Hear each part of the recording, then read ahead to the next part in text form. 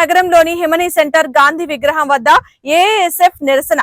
ASF Guntur జిల్లా సమితి ఆధ్వర్యంలో రాష్ట్ర సమితి పిలుపులో భాగంగా విద్యారంగంలో నెలకొన్న సమస్యల పరిష్కారం కొరకు ఎన్నికల్లో విద్యార్థులకు విద్యారంగానికి ఇచ్చిన హామీల అమలు కోసం ప్రస్తుతం జరుగుతున్న వాటిని అసెంబ్లీలో చర్చించి వాటి పరిష్కారం కోసం మార్గం చూపాలని గుంటూరు నగరంలోని హిమనీ సెంటర్ గాంధీ బొమ్మ ఎదుట ధర్నా కార్యక్రమాన్ని నిర్వహించారు.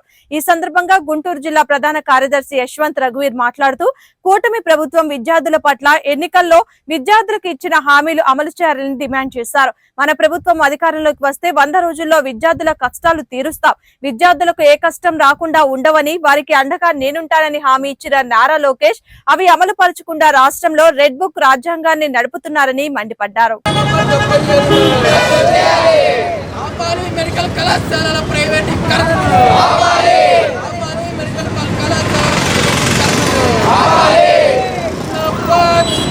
భారత విద్యార్థి సమాఖ్య ఏఐఎస్ఎఫ్ రాష్ట్ర సమితి పిలుపు మేరకు ఏదైతే పెండింగ్లో ఉన్న ఫీజు రియంబర్స్మెంట్ స్కాలర్షిప్లు తక్షణమే విడుదల చేయాలని చెప్పి, అలానే పీజీ విద్యార్థులకు శాపంగా మారిన జీవో నెంబర్ 77 రద్దు చేయాలని చెప్పి, ఏదైతే కొత్తగా కూటమి ప్రభుత్వం తీసుకొచ్చిన 10 మెడికల్ కళాశాలల ప్రైవేటీకరణ ఆపాలని చెప్పి, అలానే విశ్వవిద్యాలయాల్లో ఖాళీగా ఉన్న 3500 టీచర్ పోస్టులు భర్తీ చేయాలని చెప్పి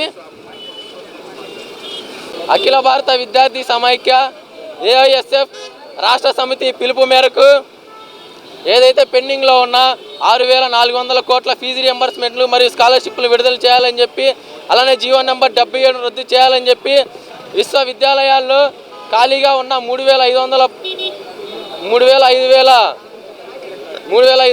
పోస్టులు భర్తీ చేయాలని చెప్పి టీచర్ పోస్టులను ఈరోజు గుంటూరు నగరంలోని హిమనీ సెంటర్ గాంధీ బొమ్మ వద్ద ఏఎస్ఎఫ్ ఆధ్వర్యంలో నిరసన కార్యక్రమం చేపట్టడం జరుగుతుంది.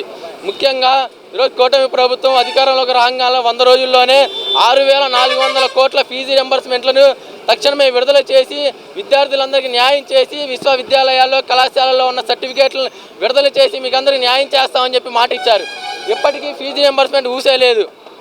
ఆనాడు యువగలం పాదయాత్రలో నారా లోకేష్ గారు జీవో నెంబర్ 77 రద్దు చేసి ఏదైతే పీజీ విద్యార్థులకు కూడా ఫీజు రియంబర్స్మెంట్ వర్తింపజేయాలని చెప్పి హామీ ఇచ్చారు. ఇప్పటికీ ఆ ఊసే లేదు. ఈరోజు అఖిల భారత విద్యార్థి సమైక్య ఏఐఎస్ఎఫ్గా అడుగుతానే ఉన్నాం విద్యాశాఖ మంత్రి నారా లోకేష్ గారిని, ఈరోజు రాష్ట్రంలో పీజీ విద్యార్థులు చదువుకోకూడదా అని చెప్పి అడుగుతూ ఉన్నాం. అలానే ఈరోజు కొత్తగా తీసుకొచ్చిన మెడికల్ కళాశాలల ప్రైవేటీకరణ కూడా ఆపాలని చెప్పి ఈరోజు విద్యార్థి సంఘాలుగా అడుగుతూ ఉన్నాం. ముఖ్యంగా ఈరోజు మెడికల్ కళాశాలలు పీపీపీ విధానం తీసుకొచ్చి విద్యార్థులను ఎంబీబీఎస్ విద్యను దూరం చేసే విధంగా ఈరోజు దారి తీస్తూ ఉంది. ఈరోజు ఖచ్చితంగా ఏఐఎస్ఎఫ్గా డిమాండ్ చేస్తూ ఉన్నాం. ఈరోజు పీపీపీ విధానం మీరు తీసుకొచ్చిన విధానాన్ని వెనక్కి తీసుకోవాలి, లేకపోతే